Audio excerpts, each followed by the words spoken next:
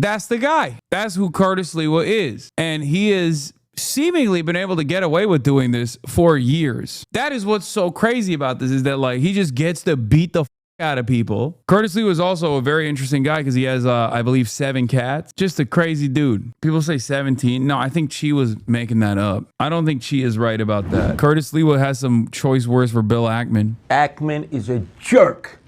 Has he been right yet? Here's a guy who goes up to Newport, Rhode Island and thinks he's a professional tennis player. Come on, Ackman. Stay in your lane. Does he know anything about politics? No. Does he live in New York City? No. He lives in Chapaka, the whitest suburb of America, where even the lawn jockeys are white. Give me the longer one. I don't like that he took the hat off, by the way. I think it's ridiculous. Do you know what a lawn jockey is? No, I do not know what that is. I assume it's some like old racial thing. I don't know. I mean, it's Curtis Sliwa, so I suspect it's got to be something racial, you know? Because like, all jokes aside, you know, aside from the jokes about Curtis Sliwa being like the only appropriate Republican and whatnot, like I think a lot of people don't realize his claim to fame is having a paramilitary group that enacts vigilante justice on black and brown people in the subways and stuff at the peak of like crime in New York. And to be fair, it was really crazy back then, okay? From what I understand, New York crime was completely out of control, okay? I've seen the movies and I've seen the data. Even then, it's wild that he just like set up a paramilitary organization called the Guardian Angels. That's why he wears the beret. And their entire job was like, they were a gang that would just beat the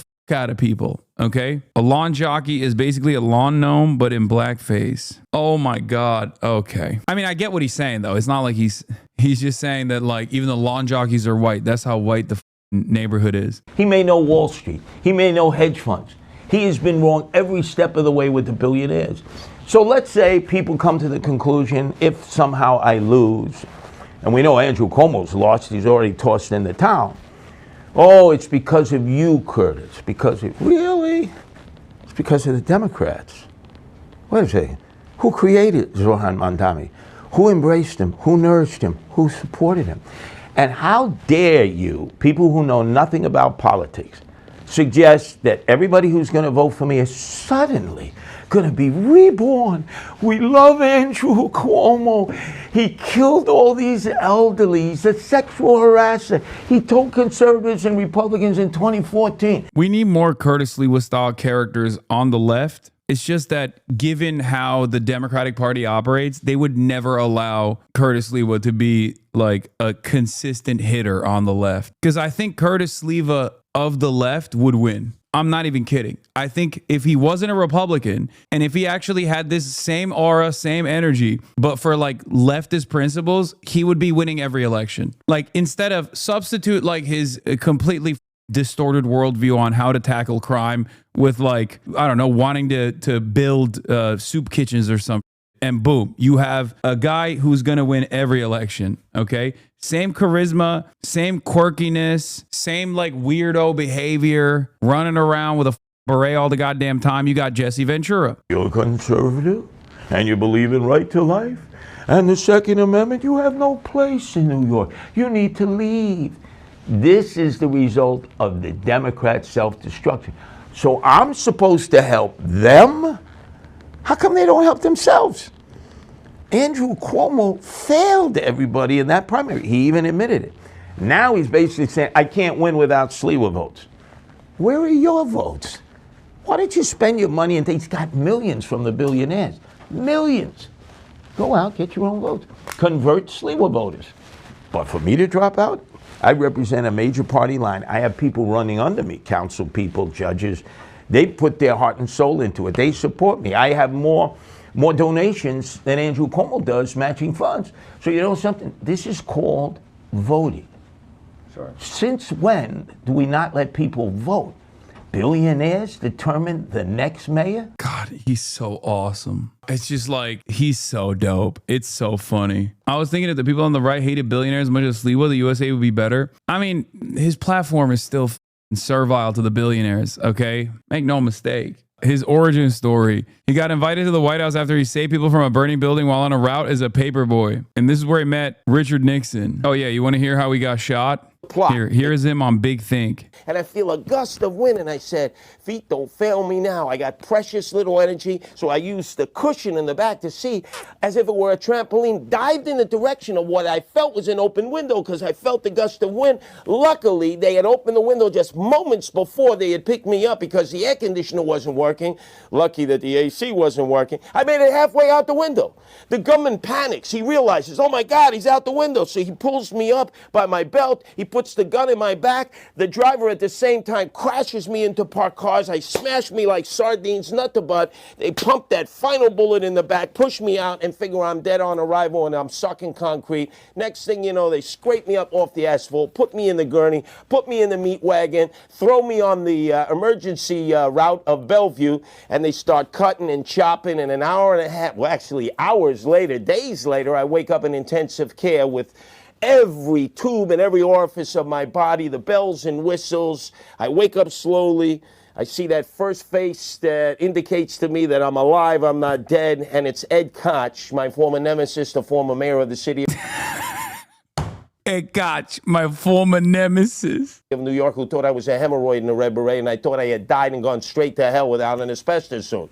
When I came to my senses, I realized I was alive. I took a licking and came back ticking, and let's face it, wasn't my martial arts skill that saved the day or my street smarts. It was the man upstairs who decided I wasn't ready to be punching on the time clock yet and going out feet first. It's amazing. That is a real story, by the way. I mean, I'm sure he's like embellishing a little bit, but he did get shot in the back of a cab 4 times, which he brought up in the debate, if you recall. He's like, well, you know, I don't get in the yellow cabs no more, because in 1989, I got shot 4 times in the back of the cab car, bada bang. My mom told me she loves Sliwa because when she was in the subways during the 70s or whatever, she felt safer and knew Sliwa. She's still loving Zoran though, but still talks highly on Sliwa since she knows him, sorta. Yeah, I mean, it makes sense. He is a character, but it's real. That's a real story that happened to him. It's so strange because, like, once again, his aura, his riz is like, if this was a race between Andrew Cuomo and Sliwa, I think, and I lived in New York, I might have voted for Curtis Sliwa. I think Curtis Sliwa would be able to defeat Andrew Cuomo. Like, I'm not even kidding. I think this would have been Curtis Sliwa's moment after like 11 failed mayoral runs, because he is the man. He is consistently the guy who is on the Republican ticket in the New York mayoral race. Moderator, what's your bagel order? Curtis Sliwa, well, as you know, I was poisoned in Zabaz in 1984. I found an antidote in a tunnel under the subway,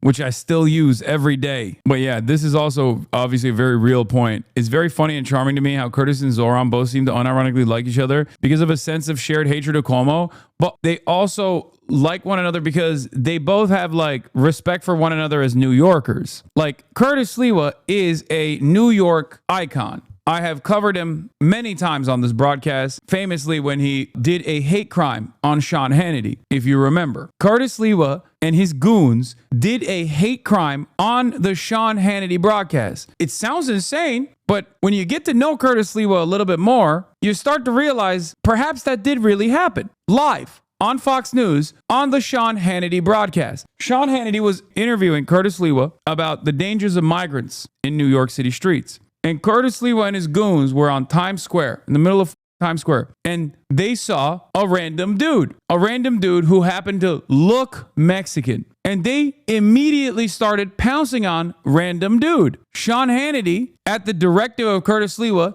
turned the camera around to capture this hate crime in action. The only thing that took place was that Curtis Sliwa identified a brown person and they tackled him as a migrant shoplifter. Okay, they were like, "Oh, get his ass! He's a migrant shoplifter." Can you pan the camera over here? So you hear this? Look, guys have just taken down one of the migrant guys right here on the corner, 42nd and 7th. While all this Can you pan the camera?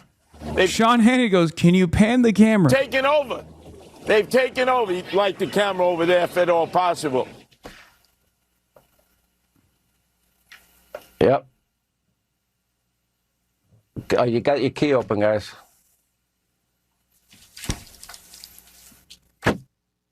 He is out of control.